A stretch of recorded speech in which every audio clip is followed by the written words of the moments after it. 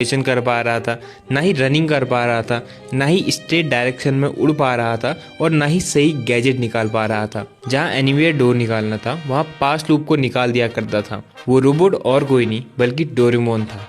हमने एपिसोड्स में भी देखा है जहाँ स्मॉल लाइट से काम हो जाता था वहाँ डोरेमोन कुछ अलग ही गैजेट निकाल लिया करता था, क्योंकि वो एक डिफेक्टिव पीस था और सही गैजेट प्रिडिक्ट नहीं कर पाता था।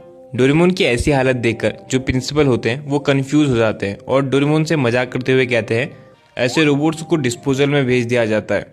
डोरेमोन डर जाता है, लेकिन फिर प्रिंसिपल डोरेमोन को एक स्पेशल क्लास में भेजते हैं। ये वो जगह थी जहाँ सारे डिफेक्टिव रोबोट्स को भेज दिया जाता है ताकि वो इम्प्रूव हो सकें। कुछ समय इम्प्रूव करने के बाद उनका ऑक्शन कर दिया जाता है, या सस्ते में या फिर जिसकी जितनी डिमांड है उस रेट में उनको बेच दिया जाता है, और जिनको कोई नहीं खरीदता उनको डिस्पोज कर दिया जाता है।